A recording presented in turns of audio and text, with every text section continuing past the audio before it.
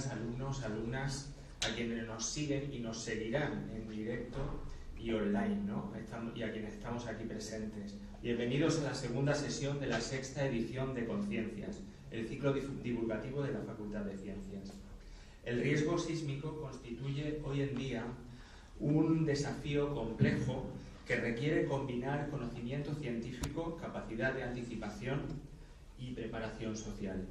Aunque la predicción exacta de terremotos sigue siendo un objetivo inalcanzable, los avances en el pronóstico sísmico permiten estimar probabilidades y detectar posibles señales precursoras a partir del análisis de la actividad previa y de diversos indicadores geofísicos y ambientales.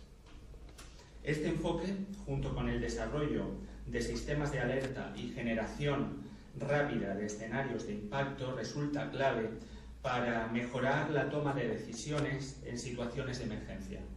Sin embargo, la gestión eficaz del riesgo no depende únicamente de la tecnología y los modelos científicos, sino también de la memoria colectiva, la concienciación y la implicación ciudadana, elementos fundamentales para fortalecer la resiliencia de las comunidades frente a futuros eventos sísmicos. Esta tarde nos acompañan Sergio Molina Palacios y Yolanda Torres Fernández para hablar precisamente del riesgo sísmico y también incluso de la conciencia social. Comenzamos primero con Sergio Molina. Sergio Molina Palacios es licenciado y doctor en Ciencias Físicas por la Universidad de Granada. En el año 1998 se incorporó a la Universidad de Alicante, donde actualmente es catedrático del área Física de la Tierra, área adscrita al Departamento de Física. Ha desarrollado su investigación en peligrosidad y riesgo sísmico a partir de su tesis doctoral en colaboración con NORSAR, contribuyendo al desarrollo de nuevas metodologías y a la creación de la herramienta abierta Selena, herramienta ampliamente utilizada a nivel internacional. Ha sido investigador principal en proyectos del Plan Nacional y dirige la participación de la Universidad de Alicante en el proyecto europeo Turkey. Cuenta con más de 40 publicaciones en revistas de impacto y 3 sexenios de investigación reconocidos. Además, Sergio ha ejercido una importante labor en diferentes cargos de gestión universitaria. No en vano, actualmente es director del Secretariado de Cooperación para el Desarrollo Sostenible. Os dejo con Sergio y su conferencia Pronóstico de terremotos, un primer paso en la planificación del riesgo. Muchas gracias, Julio. Muchas gracias a todos los asistentes, en particular a mis alumnos de física.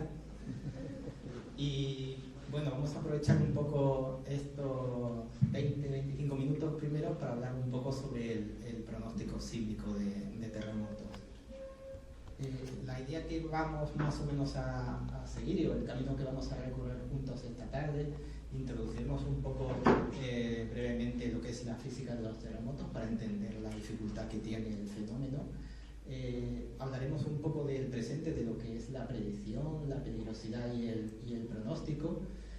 Veremos un poco más o menos en qué estamos trabajando en la actualidad en nuestro grupo de investigación dentro de la línea de pronóstico temprano de terremotos, y terminaré contándoos algunas de las cositas que estamos haciendo en Orihuela, que colabora activamente con nosotros en los temas de peligrosidad y riesgo sísmico. Entonces, si nos vamos un poco hacia la física de los terremotos, al final pensad que esto de estudiar los terremotos es intentar, como siempre, responder la pregunta del millón. Sabemos que los terremotos van a ocurrir, están ocurriendo, donde han ocurrido van a volver a ocurrir, pero la pregunta siempre es ¿cuándo va a ser el próximo y dónde va a ser? Eso es lo que sería, podemos predecir un terremoto. Y el ejemplo quizá más reciente relacionado con la predicción lo tuvimos en el año 2009 con el terremoto de la Alhuila, donde un físico nuclear que se dedicaba de forma no científica, sino más como hobby, a analizar cambios en las emisiones de radón, observó que justo antes del terremoto de la Alhuila, las oscilaciones de las emisiones de radón, que más o menos eran siguiendo un patrón más o menos fijo, justo antes del terremoto aumentaron un montón. Entonces se avisó al INGV, se avisó a la Protección Civil diciendo que él pensaba que iba a ocurrir un terremoto, pero evidentemente hasta la actualidad lo que sabemos es que los terremotos no se pueden predecir, entonces nadie le hizo caso. En este caso sí que acertó, como cuando alguien echa un boleto de la lotería y acierta, y el problema final fue que al final se condenaron a los científicos por no haberle hecho caso a esta persona por predecir un terremoto. Cuando realmente pues, lo que no se dice es cuántas veces esta persona dijo que iba a ocurrir uno y no ocurrió. Es decir, que al final esto es como la lotería. Lo que sí sabemos es que al final un terremoto, entendido como un proceso físico, simplemente es un mecanismo por el cual el movimiento relativo entre las placas tectónicas se va acomodando, que esa acomodación puede ser a través de movimientos muy lentos en el tiempo, que serían fenómenos que no dan lugar a terremotos, acomodaciones del orden de metros por segundo que sí que darían lugar a los terremotos tal y como los conocemos, y a veces incluso acomodaciones que son lentas y dan lugar a un fenómeno que no es una liberación súbita de energía, que se suelen llamar los terremotos lentos.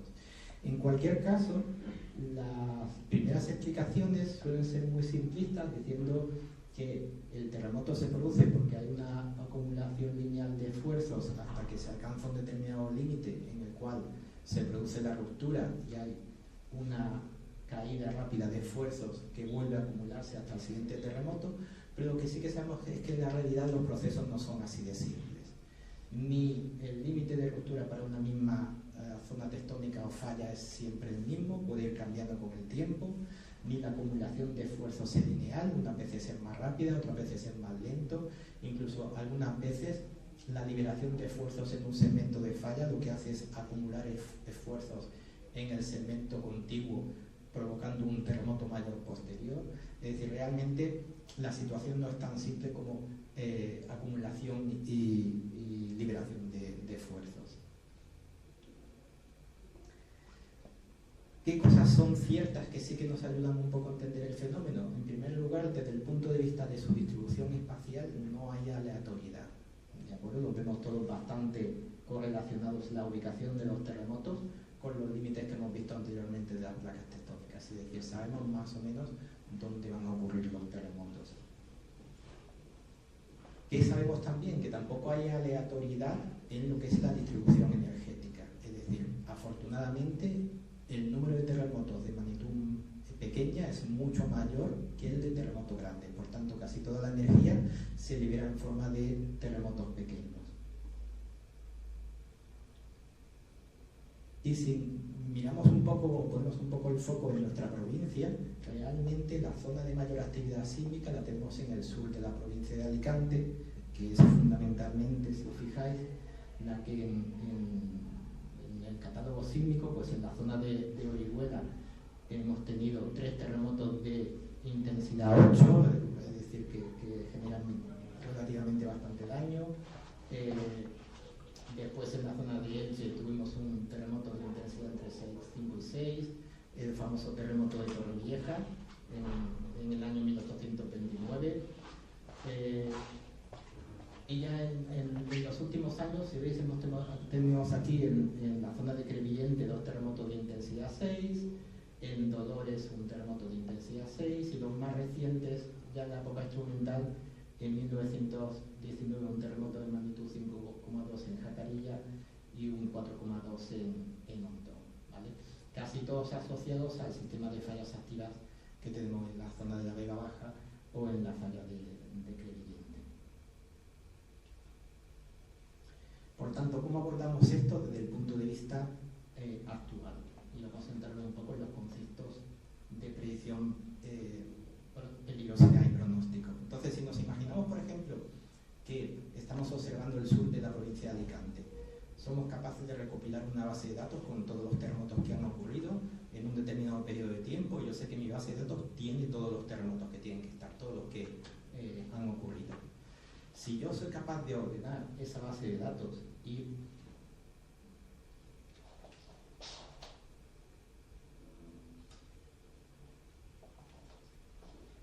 ir contando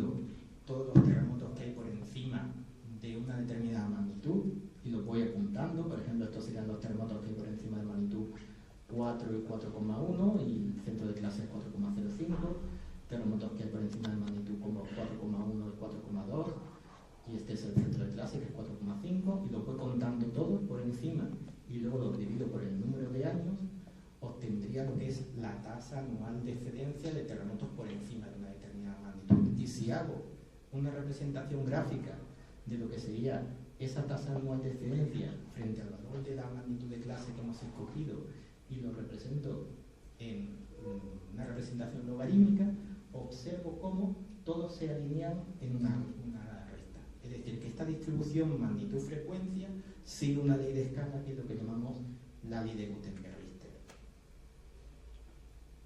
Y esto es bastante interesante porque si soy capaz de ajustar eso para una determinada región, ya puedo empezar a hacer mis primeros pronósticos y puedo decir, bueno, pues si esta es mi ley de recurrencia para magnitudes en la zona que he ajustado, si yo he obtenido en mi ajuste que el parámetro B, que era la pendiente de recta, vale 1 y que el parámetro A, que es una medida de la actividad sísmica, vale 5 y lo sustituyo aquí, podría intentar saber cada cuánto tiempo se produce un terremoto de magnitud 7 o superior en mi región. Entonces sería simplemente hacer una cuenta bastante simple de hacer, nos saldría menos 2 para el logaritmo de esa tasa, elevo a 10 para quitar el logaritmo y nos quedaría que hay 0,01 terremotos por año. Es decir, que cada 100 años, en la zona en la que yo he analizado, esperaría tener un terremoto de magnitud 7 o superior. ¿Vale? Entonces ya habéis visto que ya hemos hecho de una forma muy simple un primer pronóstico de terremotos. Y si lo enfocamos desde el punto de vista de la predicción, ¿es posible que hagamos predicción sísmica? Entonces, para entender un poco eso, veamos cuáles son las diferencias entre predicción, pronóstico temprano y pronóstico a largo plazo. Por así decirlo, la primera persona que recopiló un poco lo que se estaba haciendo en predicción sísmica fue Main en el año 1999, en un artículo que publicó en Nature. Desde su punto de vista, cuando hacemos una predicción, nos estamos centrando fundamentalmente en una afirmación determinista de lo que va a ocurrir. Lo que hemos dicho antes, en qué día, en qué hora, en qué calle voy a tener el terremoto. Si nos centramos en el pronóstico temprano, estamos un poco haciendo lo que hemos visto anteriormente. Es decir, yo doy una probabilidad de que en un cierto periodo de tiempo puedan ocurrir terremotos por encima de una determinada magnitud. Lo mismo que hacemos todas las mañanas cuando vemos el pronóstico del tiempo. Yo veo la probabilidad que me da una agencia autorizada, que es AEMET, y me dice que la probabilidad de que vaya a llover es del 30, 40 o 50%. Yo ya tomo mi decisión. Entonces el pronóstico siempre va a estar dirigido un poco a esa diseminación de información de agencia autorizada para que podamos tomar decisiones. Mientras que finalmente lo que llamamos el pronóstico a largo plazo, que al fin de cuentas es nuestra definición de la peligrosidad sísmica, es simplemente un valor a largo plazo en términos probabilísticos, en términos de probabilidad, de cómo se va a mover el suelo en una determinada ciudad y que va a tener un objetivo muy específico, que es el diseño sismoresistente.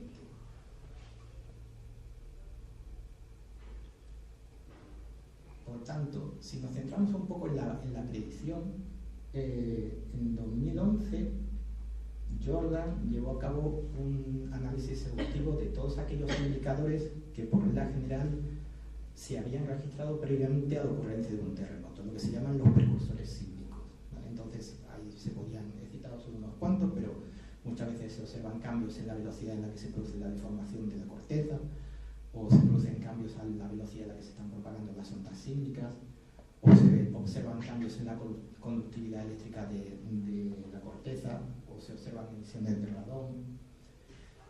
Después de observarlos todos, lo que se concluyó es que ninguno de ellos es universalmente válido. Es decir, a veces funcionan, a veces no funcionan. Es decir, lo que decíamos antes, esto es prácticamente como la lotería, hay veces que acierto y veces que no acierto. En 2020 Martinelli volvió a hacer un poco una recopilación de todos esos precursores y llegó también prácticamente a la misma conclusión. Es decir, actualmente usar precursores sísmicos parece controvertido y parece que no lleva a una solución realmente válida. Entonces, ¿a qué nos enfrentamos? A dos visiones diferentes de cómo abordar el problema. La que podríamos decir que es la pesimista, que dice, pues si esto no está funcionando, olvidémonos de los precursores, no nos gastemos más dinero en investigación, en predicción, y usemos todo ese esfuerzo y dinero en mitigación de riesgo sísmico, que por lo menos servirá para salvar vidas. Y luego está la visión un poco más científica, más de reto al que nos podemos enfrentar. Es decir, un terremoto es un fenómeno físico y los fenómenos físicos es cuestión de estudiarlos y analizarlos y podemos predecirlos, igual que hacemos con la meteorología. El que nos hayamos gastado mucho dinero, pues tampoco es un argumento, porque el programa SETI de búsqueda de vida extraterrestre, pues ya habéis visto que lleva 130 millones de dólares y todavía no hemos encontrado vida extraterrestre, pero se sabe que tiene que haber, con lo cual se sigue investigando. Entonces, desde un punto de vista de la predicción, ¿qué se sugieren en los últimos años que se debe hacer? Cambiar la perspectiva. Es decir, ya no se trata de buscar precursores sísmicos desde un punto de vista global. Pensemos que cada zona sísmica se comporta como un individuo que tiene su propia huella dactilar y, por tanto, lo que es interesante sería monitorizar cada zona sísmica, obtener qué precursores son los que realmente ayudan a interpretar el comportamiento de terremotos en esa zona, es decir, cada zona tendría su huella dactilar en términos de precursores y la huella de uno no coincidiría con la huella del otro. Es decir, para cada uno de ellos tendríamos que tener nuestra red multidisciplinar y un modelo diferente de predicción.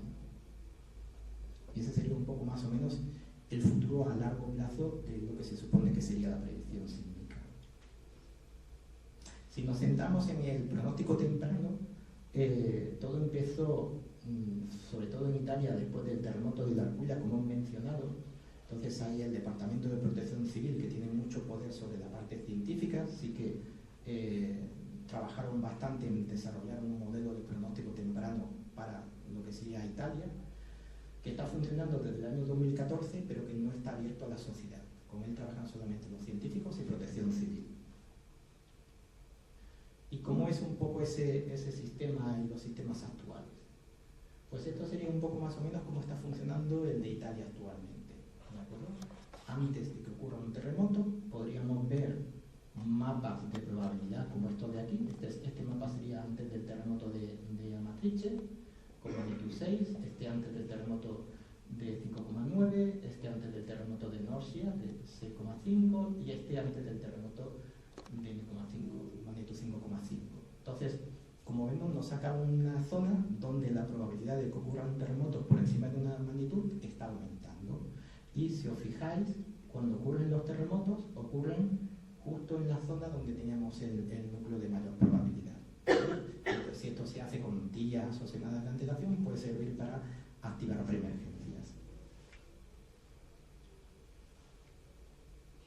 ¿Cómo se aborda también el problema? Si nos centramos, por ejemplo, en la ley de escala que vimos anteriormente, la ley de Gutenberg-Richter, y nos centramos un poco en lo que ocurrió en Amatrice con el terremoto de 2016, entonces, si nos fijamos, este sería el parámetro B de fondo cuando analizamos ese comportamiento sísmico a gran escala, y entonces lo que se observa es que si ese mismo cálculo de parámetro B lo vamos haciendo día a día, cuando ocurre el primer terremoto, el de 6,2, se observa que el parámetro B está muy por debajo de lo que sería su valor de fondo.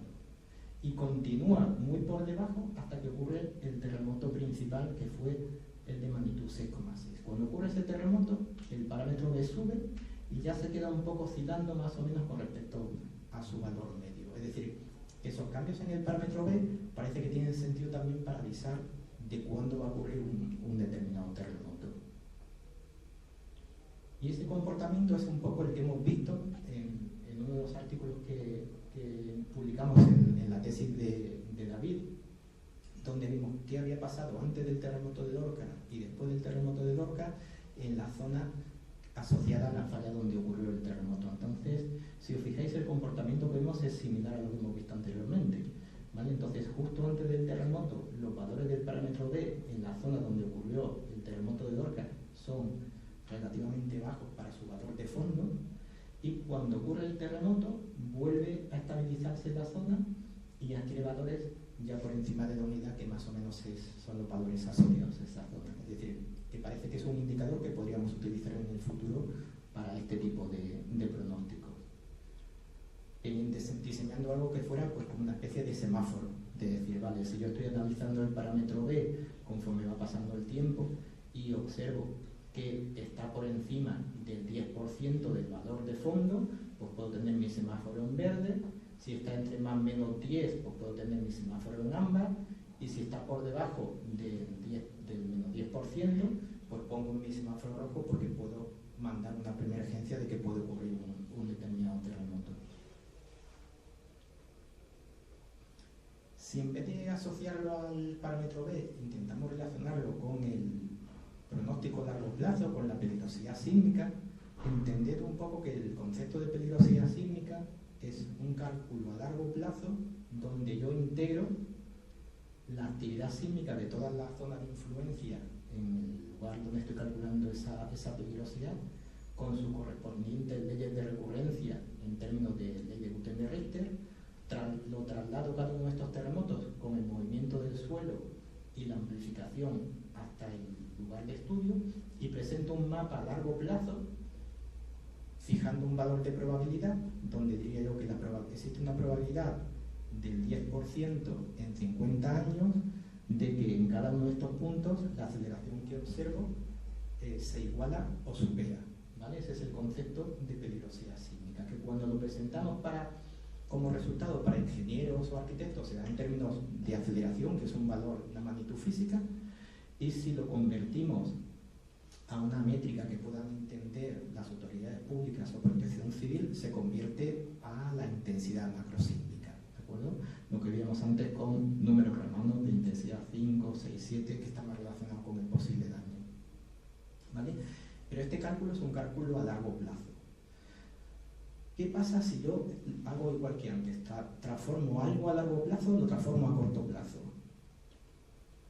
Y repito este proceso, pero en vez de hacerlo con un único cálculo a largo plazo, voy repitiendo el proceso en periodos de tiempo mensuales o quincenales o semanales, ¿vale?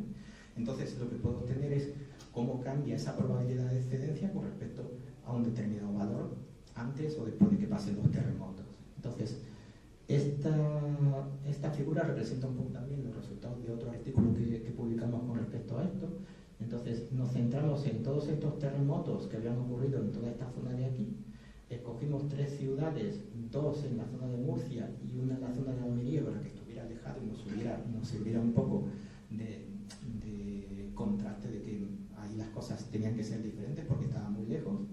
Y entonces, si os fijáis, cada rayita de esta es la ocurrencia de un terremoto, ¿vale? Entonces, aquí, que es el terremoto de Mura, se observa más o menos cómo la probabilidad, tanto en Lorca como en Murcia, aumenta. Ocurre el terremoto de Mura y la probabilidad sigue aumentando, ocurre otro terremoto, sigue aumentando, ocurre otro terremoto, y así hasta que llegamos al terremoto de Lorca. Y a partir de ahí la probabilidad cae y se queda oscilando en su valor de fondo. Como si lo que hubiera ocurrido es que el terremoto de Mura hubiera marcado el inicio de una serie sísmica a largo plazo donde se van disparando diferentes terremotos hasta que termina el terremoto de Lorca y a partir de ahí vuelve a su situación de equilibrio. Y lo más curioso es que esto que se observaba en Lorca y en Murcia, como veis, en la zona más alejada, que es Vera, no se observa. Y lo que sí que se observa es que aquí las probabilidades se quedan planas y aquí las probabilidades empiezan a aumentar.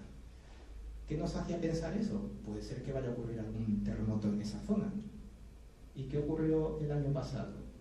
Tuvimos una magnitud 5,3, ¿de acuerdo? En la zona de Almería, que podría considerarse zona de influencia de donde llamábamos a Vera, ¿vale? Entonces ahora parte de nuestro trabajo está en contrastar si esto es así o no, porque fortalecería el algoritmo que estamos desarrollando para pronóstico. ¿Qué otra cosa es interesante para el pronóstico? Usar emisiones de radón, ¿vale? Aquí actualmente no tenemos medidas de radón cuando han ocurrido terremotos, pero sí que estamos instalando instrumentos. Pero, por ejemplo, si nos centramos en la zona de Rumanía, sí que hemos visto que cuando se correlaciona las emisiones de radón con las emisiones de radón que serían en rojo, con los cambios en la actividad sísmica que serían en azul, parece que sí que hay una buena correlación entre cambios en la actividad sísmica con cambios en la actividad de emisiones de radón, es decir, que podría servir también de modelo en ese sentido. Y ya para terminar un poco, contaros más o menos que todo esto que estamos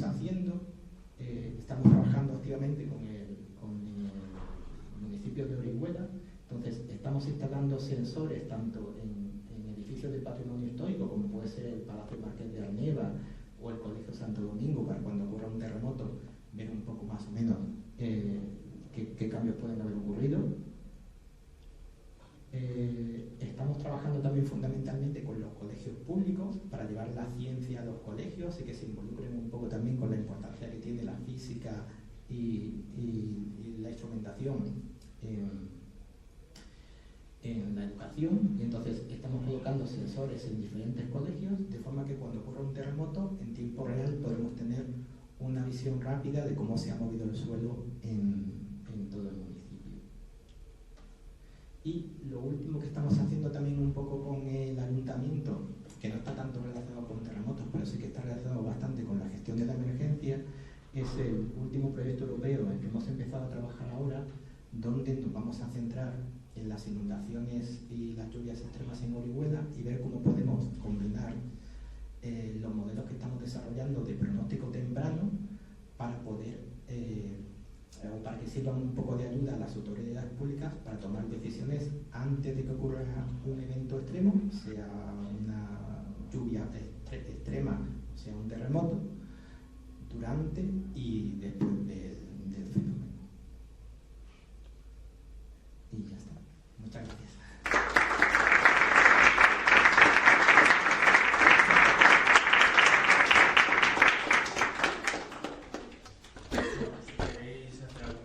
¿Alguna pregunta a Sergio? Pues es un buen momento. Alumnos, alumnas de física, que os ha pasado lista, dar fe de vuestra presencia con alguna pregunta. ¿No? ¿Puedo hacer una pregunta? Sí.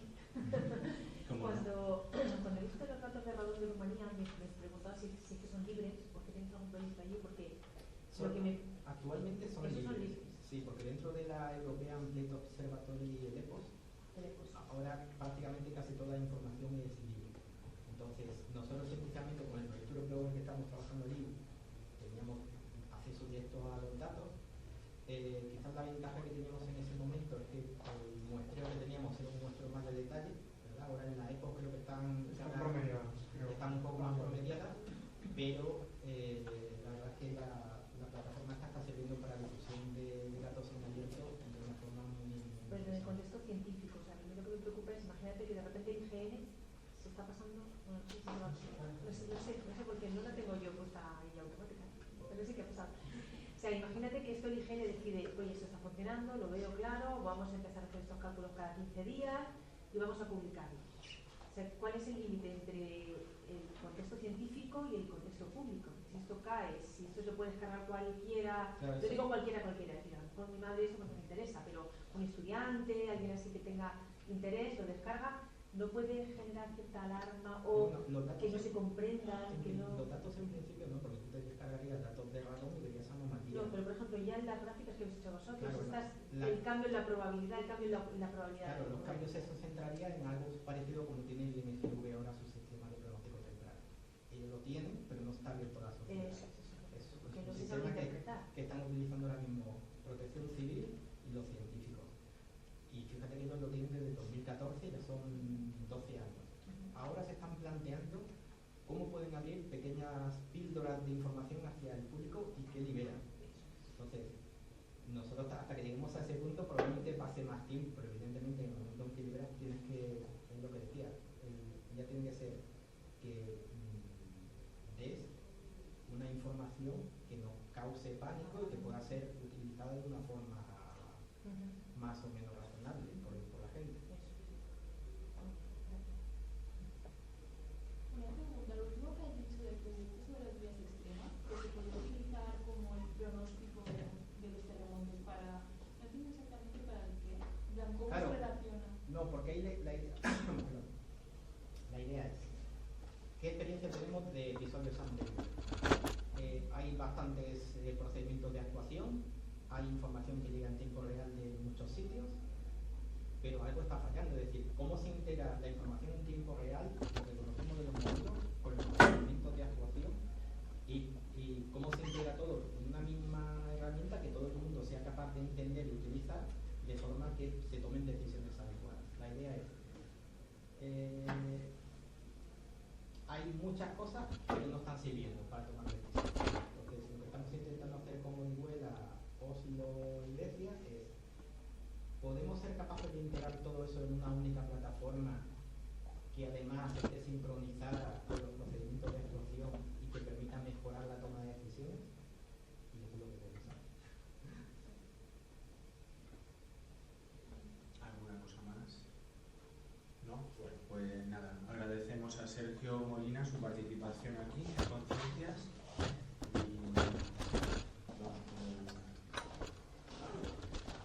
y Yolanda Torres Fernández es ingeniera técnica en topografía y doctora en ingeniería geomática por la Universidad Politécnica de Madrid. Actualmente es contratada doctora o permanente laboral. Ya. Pero las... Sí, pues contratada doctora en dicha universidad, en el área de ingeniería topográfica y cartografía. Su actividad investigadora se centra en el análisis del riesgo sísmico mediante tecnologías geoespaciales, con especial énfasis en la estimación de la exposición y vulnerabilidad, utilizando sensores remotos y técnicas de aprendizaje automático. Ha participado en numerosos proyectos nacionales e internacionales relacionados con la evaluación de dicho riesgo y la gestión de desastres, así como en actividades docentes, obviamente, de grado, máster, etc. Cabe señalar su participación en cursos y seminarios sobre riesgo dirigidos a técnicos y estudiantes internacionales, como la impartición de cursos y formación especializada en Haití y República Dominicana sobre peligrosidad y riesgo sísmico, así como su colaboración en iniciativas docentes orientadas a la gestión de desastres y a la protección civil. Pues es fiel reflejo todas estas actividades de su compromiso con la difusión del conocimiento y la aplicación práctica de la investigación en contextos reales. Por todo ello, pues nada, agradecemos a Yolanda su visita y os dejo con su conferencia Aumentar la resiliencia a pesar del olvido, un caso de éxito de participación ciudadana en Arenas de Rey, 140 años después del terremoto de Andalucía. Un poquito de música alta, así mejor me creo.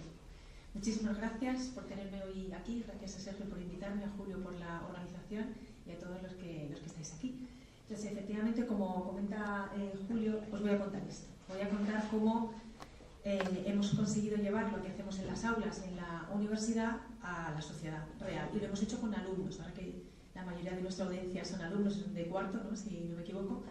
Los chicos que han participado conmigo en estos proyectos son de cuarto o eran de cuarto en los 3 últimos años y ya veréis las cosas tan chulas que hemos podido hacer. ¿Conocéis el terremoto de 1884? El terremoto conocido como terremoto de Andalucía. ¿Os lo ha debido contar Sergio en clase? ¿No? Bueno, ahora os voy a poner alguna foto, pero hace poquito ha sido el 140 aniversario justo en esta zona, en la comarca de Arenas del Rey, Alhama, que está en el límite entre las provincias de Granada y Málaga. Pues ahí hemos estado trabajando los últimos 3 o 4 años y el objetivo nuestro era aumentar la resiliencia. Vamos a ver ahora por qué todo esto. Este es el mapa de peligrosidad sísmica, ya hemos visto antes en la charla de Sergio un poquito la parte del sur.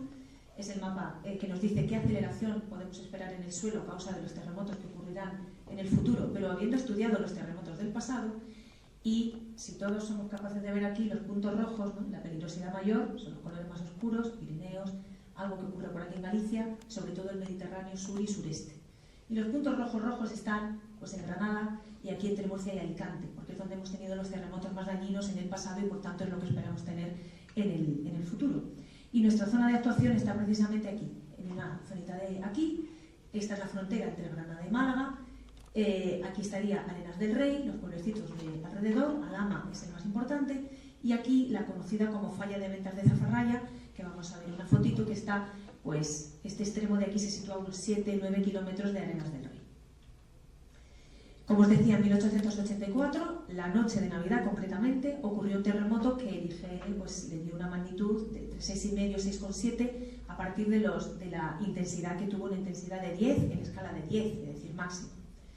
Dejó más de 800 muertos, 1.500 heridos y los pueblos completamente destrozados. En concreto, Arenas del Rey no quedó nada en pie, tuvieron que reconstruirlo incluso en otro lugar, porque era imposible desescombrar aquello. Otros pueblos como Alhama o Guadalajara, cerca de Aceituno, pues sufrieron mucho daño y se pudieron reconstruir algunas de las viviendas. Es una historia que hemos estudiado, es interesantísima y tiene varias caras. Esta es la cara mala, los daños, las víctimas, pero tiene una cara muy bonita, que es la solidaridad, la ola de solidaridad que despertó. Hubo donaciones, como hemos visto en la imagen anterior, es que está como automatizado, no puedo volver. 35 países extranjeros y todas las provincias de España donaron dinero para reconstruir esos 100 pueblos, 100, 101, 103, si no recuerdo mal, y se recaudaron algunos millones, vamos a verlo. Entonces esa es la parte bonita, esa es la parte social, como una vez más España se levanta para ayudar a sus vecinos, pero además 35 países de fuera, que en aquellos tiempos no era fácil hacer llegar la noticia tan lejos. Este es el pueblo que se reconstruyó, como os digo, Arenas del Rey se reconstruyó entero y un alumno, bueno, 2 alumnos de cuarto, crearon en SketchUp modelos de los 5 tipos de casas que se reconstruyeron y pudimos construir el pueblo como fue reconstruido en 1887. O sea, es el modelo o el gemelo digital descriptivo de aquel pueblecito. Aparte que es muy bonito, veis que es muy ordenado, porque empezaron a aplicarse por primera vez criterios de diseño sismorresistente en las viviendas y en el urbanismo. Y digo por primera vez entre comillas, porque aquí en Torrevieja, en 1829, ya se aplicaron algunos criterios, ¿vale? Aquí como que se amplió un poquito la idea. Habéis visto la red de calles muy amplia, recta, para que hubiera visibilidad desde muy lejos y facilitar la evacuación. Eran calles de 10 metros de ancho, cosa que en los pueblos de Andalucía, también pasa que en Alicante, eso no es típico, los pueblecitos siempre tienen calles muy enrevesadas. Tenemos las viviendas organizadas en bloques de manzanas, prohibido construir más de 2 alturas, todas las casitas son de 2 pisos. Los cimientos fueron construidos a conciencia, la calidad de la edificación muy buena, muros anchos de piedra de 80 centímetros o 1 metro abajo iban disminuyendo hasta 50 centímetros arriba. Y si habéis visto, había unas fajas de ladrillo visto, en marcos y ventanas y también entre pisos y en las aristas, que le reforzaban, le daban más fuerza todavía a las edificaciones. Y una cosa interesante es que se construyeron 2 plazas muy amplias pensando en futuros puntos de encuentro en caso de evacuación por terremotos, porque ya se sabía en aquel momento que donde tiembla, temblará, y uno de los objetivos del gobierno era construir con previsión para que en un futuro terremoto la gestión de la emergencia fuera mejor de lo que fue en este momento. Ahí hay un QR que, si queréis, como Sergio se quedará con la presentación, si alguien quiere verlo, pues ahí lo puede ver. Es una app que está en internet y que se puede ver. ¿Cómo está Arenas ahora mismo? Pues el urbanismo obviamente no ha cambiado, no ha cambiado mucho, pero ya vais a ver que las viviendas sí que han cambiado, y sobre todo las personas. Entonces los edificios, muchos edificios permanecen iguales, ¿veis? Estos son 3 ejemplitos de los 5 que se construyeron. Estos modelos están en SketchUp libre, se puede coger, y además el alumno lo preparó para que se pudieran ver en el entorno. Es decir, ¿habéis hecho alguna vez con Google una foto con un tiburón o con un tigre? ¿Sabéis? Si ponéis tigre 3D y con el móvil enfocáis a vuestra habitación, aparece el tigre ahí, y os podéis hacer una foto con el tigre, ¿no? Pues esto está igual. Entonces hubo gente que se hizo fotos en el tejado de la casa o cogiendo la casa en las manos, ¿no? Y estuvieron entretenidos jugando con los modelos. Entonces, algunas casas, como os digo, siguen iguales, no se han modificado en 140 años, están por todo el pueblo, pero hay otras que sí se han reformado. Pues a lo mejor una casa que un nieto hereda de sus abuelos, pues la modifica. Entonces esto dices, bueno, la han reformado, ahora estará mejor, será una casa mejor. Pues cuidado, porque a lo mejor no. A lo mejor desde el punto de vista sísmico, al añadir, por ejemplo, un cuerpo de hormigón en lo que antes era el patio, aportas más a ese edificio que no está bien conectada, y ahora es probable que esa vivienda no se comporte igual de bien que se hubiera comportado si se hubiera quedado sin tocar. ¿Vale? Y trabajamos con una arquitecta que estuvo revisando bien todas estas reformas, y algunas de ellas no están bien hechas. O sea, que a veces pasa eso, ¿no? Reformas, pero no reformas teniendo en cuenta la conexión entre los elementos antiguos y nuevos. Y luego, el pueblo que se construyó es este rectángulo, y todo lo que veis fuera pues son las viviendas que se han ido construyendo a partir de los 80. Son viviendas de nueva planta, y estas sí que están bien construidas. Con lo cual, el 60% de lo que se construyó se ha modificado. Y en cuanto a las personas, pues creo que es hora de decir que es que yo soy de allí, yo soy de Arenas, yo nací en Arenas, toda mi familia está allí. Desde muy pequeñita en el cole, yo crecí en los 80, no voy a decir mi edad, pero yo crecí en los 80, y en el colegio hacíamos simulacros, era el centenario, en 1984 fue el centenario, el ayuntamiento hizo una exposición, y en el cole pues nos contaban esto casi todos los años, hacíamos simulacros para terremoto. Pero además, en paralelo hubo una ley del Ministerio de Sanidad que prohibía que las familias tuvieran animales en casa. Estas casitas que se construyeron, no sé si os habéis fijado en el vídeo, todas tenían un patio atrás. Ese patio no era para macetas, ese patio era para las cabras, las gallinas, la mula o el caballo que metían y sacaban todos los días de casa para ir al campo. Eso se prohibió en los años 80 por razones obvias de salubridad. Entonces la gente no tenía dónde meter los animales y al alcalde de aquel momento se le ocurrió: no pasa nada. Como aquí tenemos toda la extensión del pueblo viejo, este es el vuelo americano, el vuelo para fotogrametría del año 45, que es una joyita que tenemos en el IGN, pues hemos podido ver cómo eran las ruinas del pueblo. Esto no teníamos conocimiento. Incluso pudimos ver cómo de extenso era, entrever las calles, ¿veis? Aquí, esto eran escombros, estos son los escombros 100 años después. Bueno, un poquito antes. Entonces, ¿qué hicieron en aquel momento? No pasa nada. Vamos a usar este terreno y permitimos que la gente construya aquí naves para traer a los animales, porque al fin y al cabo era terreno de ellos. Entonces, ¿qué hicieron? Cubrir todas las ruinas. Entonces están enterradas en tierra, está todo esplanado. Nos construyeron aquí un polideportivo, o sea, un campo de fútbol. Aquí veníamos a jugar cuando yo era pequeña. Y todo esto son naves donde la gente tiene ahora el ganado y los tractores y demás. Entonces, todos los que han nacido después de los 80 no saben. Bueno, yo no llegué a ver las ruinas. Mi madre en los 60 sí que jugaba por ahí por la ruina, yo no. Entonces, todos los que tienen mi edad ya no saben lo que pasó allí. No queda rastro, no hay nada. Nadie vuelve a hablar de eso. No hay simulacros, no hay plan de emergencias contra el riesgo sísmico, no hay un archivo oficial en el que uno puede ir y ver fotos. No hay absolutamente nada. ¿Se borró a posta? No. Simplemente la vida sigue y sigue adelante. Pero ¿qué es lo que está pasando? Que la gente, especialmente los jóvenes, pues no tienen ni idea. Los abuelos ya no comentan esto, los abuelos ya han fallecido, con lo cual nadie se acuerda de esto. Y esto está llevando a una falta de resiliencia. La resiliencia es un concepto muy utilizado en materia de riesgos que nos viene a decir que un sistema resiliente es un sistema que resiste un evento adverso y además se repone rápido. ¿Vale? Entonces estamos hablando de que la gente ahora mismo, como no son conscientes del peligro al que están expuestos, no son resilientes, son vulnerables ante ese peligro. Entonces el objetivo de nuestras iniciativas fue aumentar esa resiliencia. ¿Y cómo lo hacemos? Pues a través del conocimiento, que es lo que sabemos hacer, para eso somos profesores, ¿no? Entonces eso fue lo que hicimos. Nos pusimos a estudiar todo lo que había y nuestra idea era contárselo a la gente de nuevo, rescatar la historia del pasado y traerla al futuro para que no se olvide. Entonces empezamos pues primero por el ayuntamiento.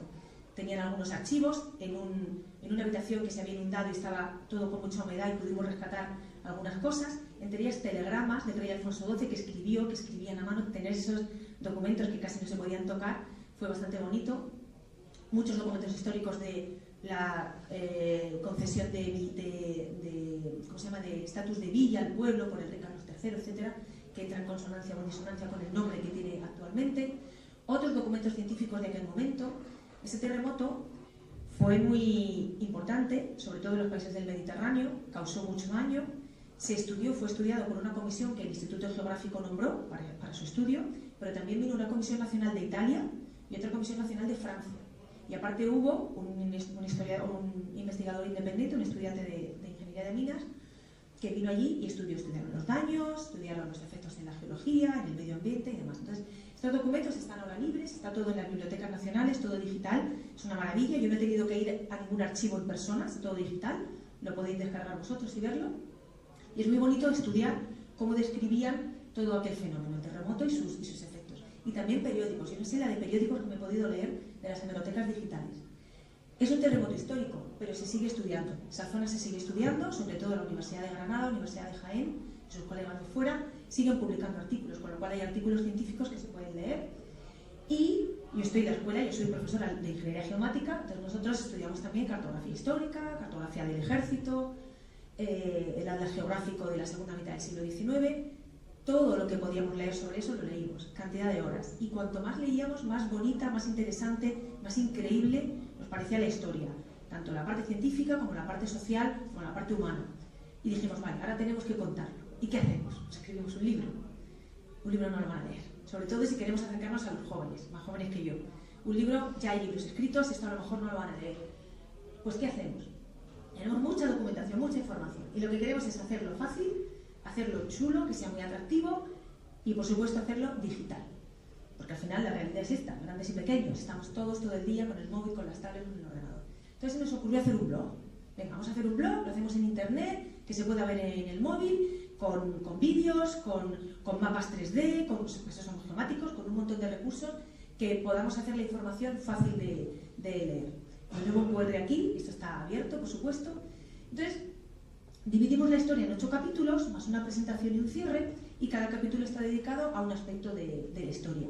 Pero lo más guay es que lo fuimos abriendo un capítulo cada viernes, como si fuera una serie de Netflix. Entonces hicimos un vídeo de presentación, hicimos el capítulo de presentación y sacamos el capítulo 1.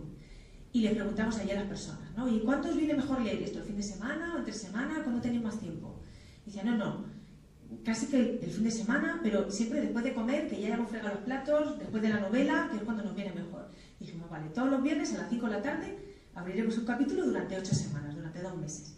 Y la gente lo leía y escribían mensajes en el blog, casi todos los mensajes, si los podéis leer, son muy cariñosos. Y me acuerdo del quinto, que va sobre la reconstrucción del pueblo, que me costó un montón porque tenía que hacer 4 vídeos de 4 apps y no llegaba. El viernes a las 4 de la tarde ya me estaban llegando mensajes, oye, o a las 5, que ya estoy esperando, que no está el capítulo, pero ha pasado algo. Y yo escribiendo, no, por favor, que ya voy, que es que no me da tiempo, dame una hora. O sea, la gente estaba realmente esperando a que se abriera. Entonces, muy rápidamente os cuento, aunque lo podáis ver. En el capítulo 1 lo que está destinado pues, a la introducción, a lo que fue el terremoto, daños, lo hicimos muy didáctico, diferencia entre magnitud e intensidad. Entonces aquí están pues, los datos más básicos sobre el terremoto y los daños en Arenas del Rey, que era el municipio en el que lo centramos. Capítulo 2 y 3 se destinan a 2 personalidades muy importantes de toda la historia, un periodista de Granada, que fue el primero que fue a dar la voz de alarma y a prestar ayuda, y luego el rey, que gracias a la movilización del rey, porque esto se hizo internacional, ¿vale? No había Instagram ni nada de esto, con lo cual era todo pues, de boca en boca, y como hubo personalidades importantes que se hicieron eco de ello, pues llegó a muchos países, ¿no? Entonces, en la historia hay una incongruencia que dice que estas 2 personas se encontraron y se abrazaron. El rey, por lo visto, pues, tenía un carácter muy cercano, muy humano, pero el día y el lugar en el que dice que se encontraron no es posible. No es posible, bueno, pues habría algún tipo de error en alguna transcripción o algo. Entonces, con un mapa espaciotemporal, esto es un juego, porque dentro de los capítulos hay encuestas y juegos, la gente tenía que ver el vídeo y rápidamente ver donde los puntitos amarillos y los rojos coinciden, en qué día y en qué lugar. Los puntos rojos son el viaje que hizo el rey y el rojo son los puntitos del viaje que hizo el periodista, ¿no? Entonces ahí se puede saber pues, que fue en Granada en un determinado día. Y la gente respondía. Capítulo 4 y 5 destinado a las ayudas que se recibieron y a la reconstrucción. Entonces, por ejemplo, pues esto es un globito que se puede ver en el móvil, con los países excluidos en función de la cantidad de dinero que donaron. En cuanto a la reconstrucción, lo que hice fue, en 4 etapas, ir contando cómo se fue reconstruyendo, porque tenemos las crónicas. Entonces, la primera etapa pues, estaba construido la esquina noreste del pueblo y tal.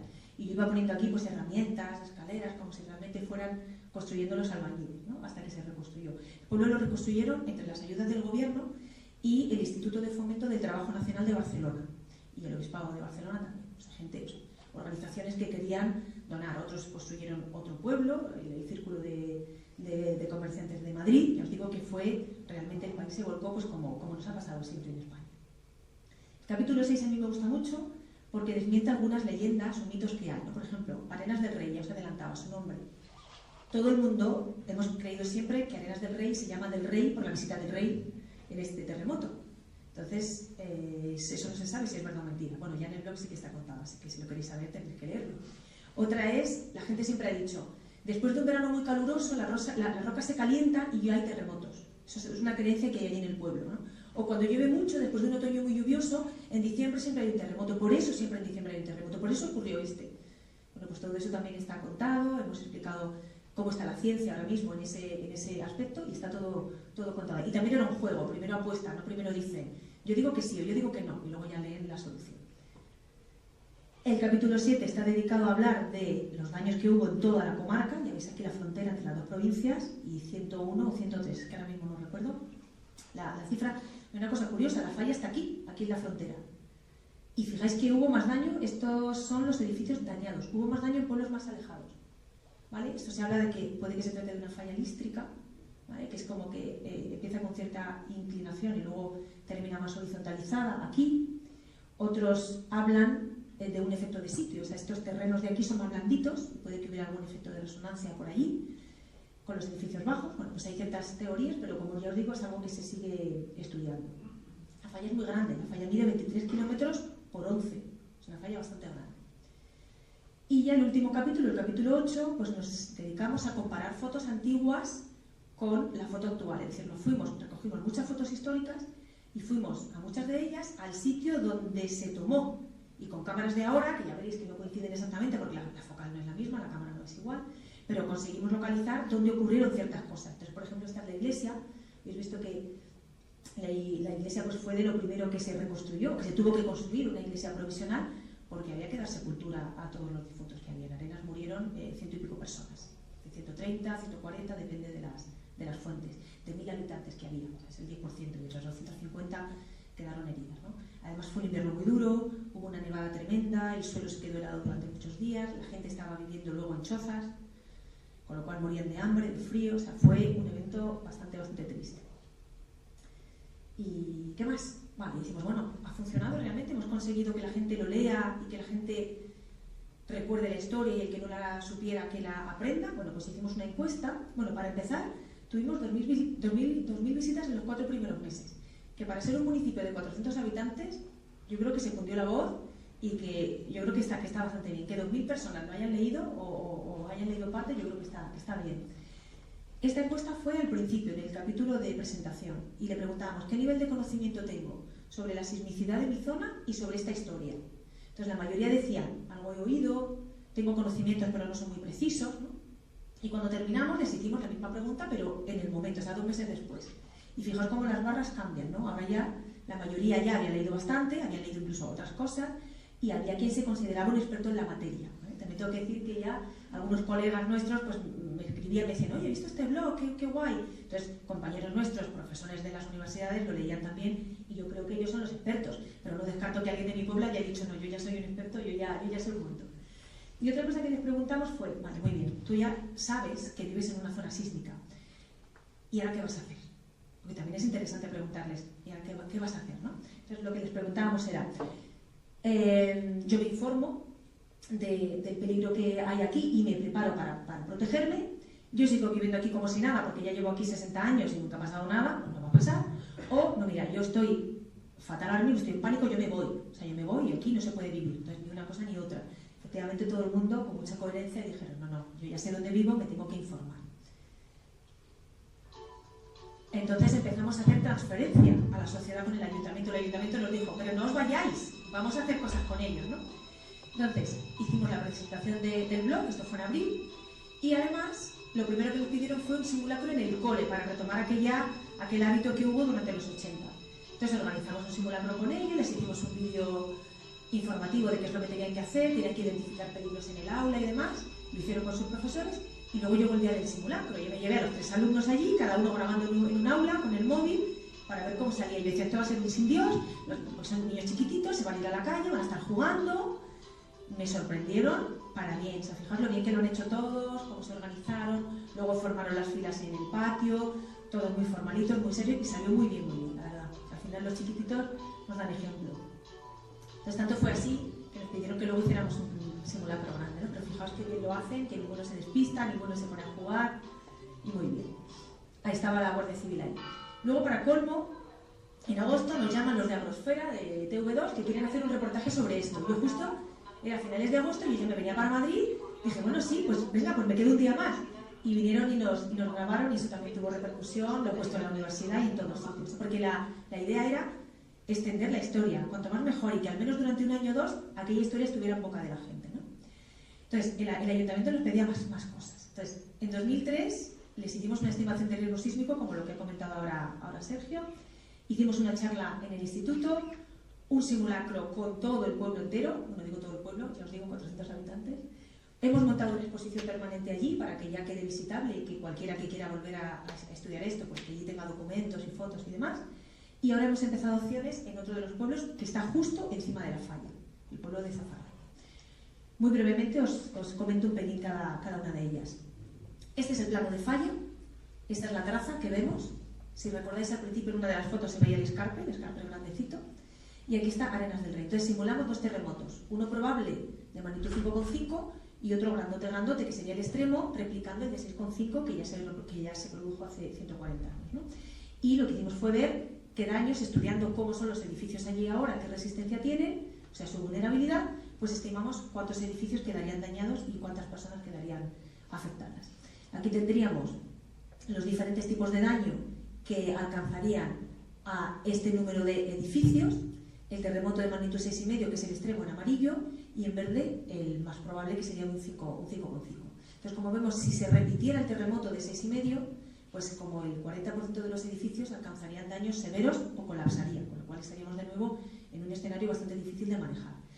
Ese terremoto daría lugar a este cuadro de víctimas. Hemos hecho el escenario de las 2 de la mañana, que sería el más desfavorable, cuando todo el mundo está dormido y sin capacidad de reaccionar, o un terremoto a las 10 de la mañana, pero bueno, en cualquier caso vemos que igual, pues que dejaríamos como una veintena, digamos, de fallecidos y luego bastantes heridos. Nos fuimos al instituto. El instituto es singular porque es un instituto comarcal, es decir, allí van jóvenes de todos los municipios, con lo cual también era un punto muy interesante donde difundir la historia.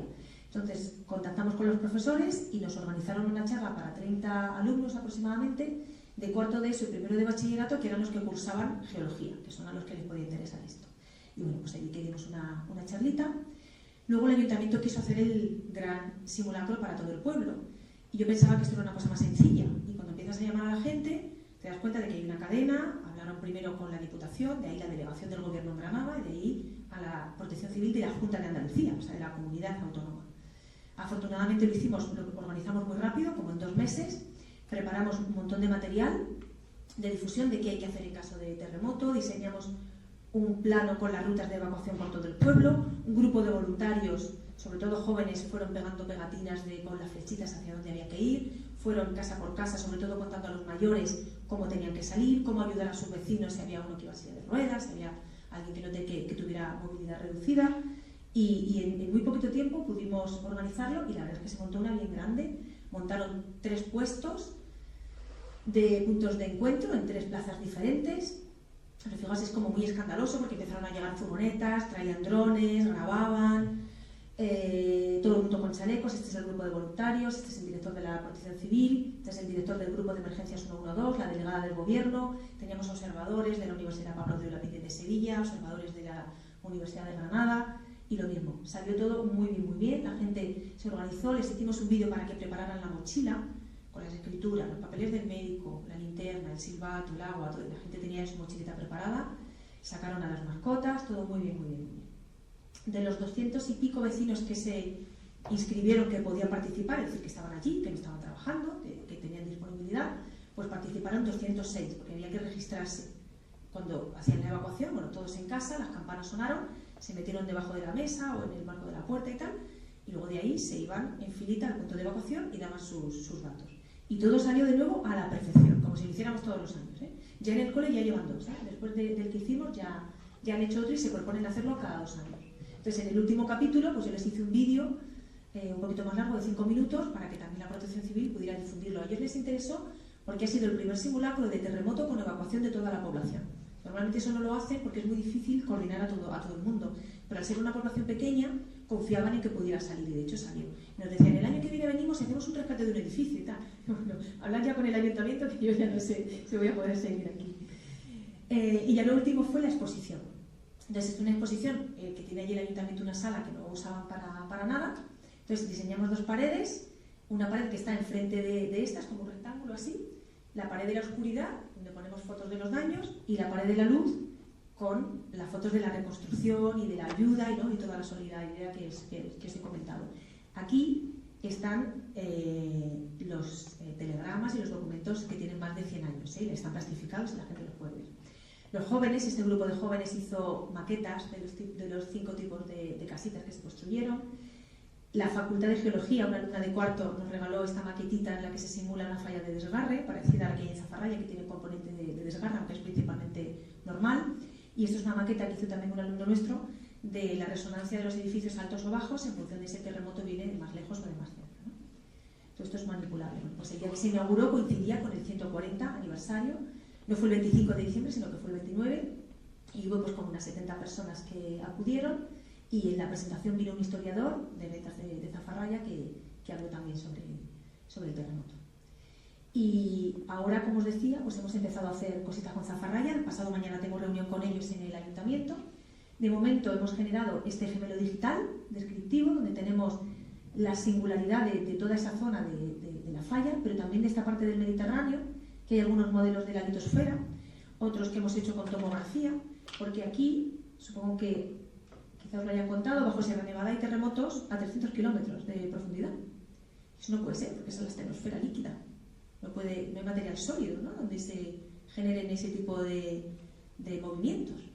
Entonces, bueno, hay diferentes teorías. Hay quien dice que es un trozo de la litosfera que quedó flotando, otros dicen que al extenderse la cuenca de Granada cayó como una gota, se llama drop, una gota de material sólido que está flotando en la estenosfera, porque son terremotos registrados desde el año 1990 y tantos, es decir, que están registrados y están bien calculados, no son históricos. Y la profundidad, pues la de eso, 200-300 kilómetros. Es un poco dilema que hay. Bueno, pues hemos generado estos modelos nosotros de los papers que ya hay publicados, ¿eh? Pero lo bueno es que se ve 3D, lo podéis ver también y se mueve con el ratón y se ve perfectamente la profundidad de los terremotos y demás. Aquí están los edificios con sus atributos y lo que vamos a hacer, que yo creo que es lo más curioso, la novedad, es que vamos a hacer un crowdsourcing para recoger la información de los materiales de la edificación. O sea, los materiales con los que están construidas las viviendas es la información más importante que nos dice cómo se va a comportar el edificio cuando ocurra un terremoto, pero no está registrada en España en ninguna base de datos oficial. El catastro, que es lo que más se parece, nos recoge los materiales, recoge el número de plantas, recoge el área, etcétera, pero no los materiales.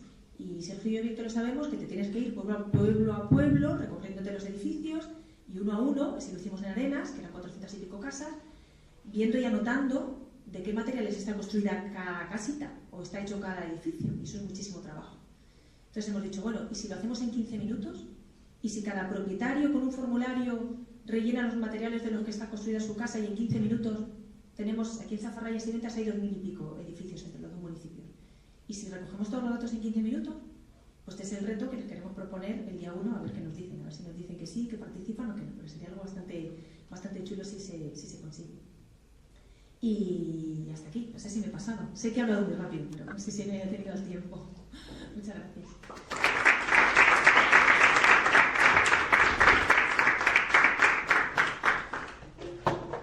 Muchas gracias, Yolanda. Lo mismo, ¿tenéis alguna pregunta? ¿Algún comentario para Yolanda? Yo quería preguntaros a Sergio y a ti, ¿se relacionan el terremoto de 1829 en Torrevieja con el de 1884 en Arenas y con el 2011 en Lorca?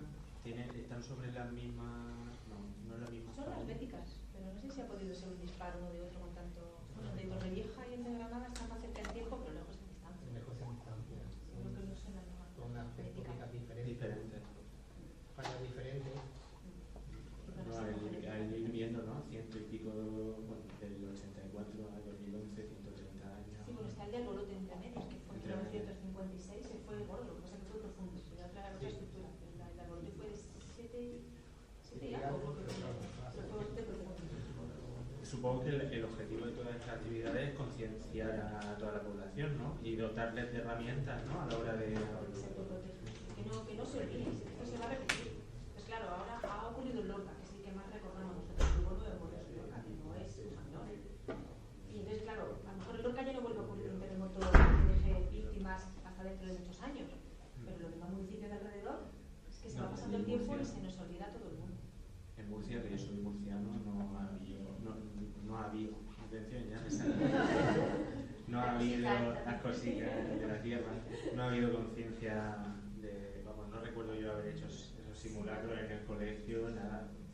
Ahora estamos trabajando en Puerto Lumbreras y allí hacen simulacros de zona de incendio. Lorca, ¿no? De incendios sí. Que es lo que me dicen a mí del cole. Aquí lo hacemos de incendio, Sí, claro. que sí que es verdad que se tiene que hacer, pero bueno, los de terremotos. Y no sé hasta qué punto, cuánto durará la conciencia, ¿no? Pues igual otra 2011, década. claro, otra vez que luego se olvida. Bueno, no sé si alguien tiene algún comentario, ¿no? Que os animéis a hacer TFGs, estas Yolanda, cosas. he visto que estabas haciendo con Zafarraya, pero Sí. ¿has podido hablar con más pueblos de la zona o...? No, con más no, porque terminamos con Arenas el año pasado. De hecho, el año pasado, si habéis visto el cronograma, el 25 está como libre. De partir que fue cuando estuvimos editando el libro. Cogimos el blog, me pidió el ayuntamiento que le hiciéramos un libro que lo quería regalar. Hubo un cambio de gobierno y el libro está editado, pero no está impreso. No sé si ha podido Entonces ahora en el 26 hemos empezado con Zafarraya, pero no hemos hablado la verdad con nadie. En cuanto vas y te acercas y les cuentas que quieres hacer algo, ellos son muy receptivos. Son receptivos. Son receptivos, sí. Sí, eso sí que. Bueno, pues muchas gracias a todos, a todas por vuestra asistencia. Os esperamos a finales de abril, que nos quedan 2 sesiones de concierto. Muchas gracias.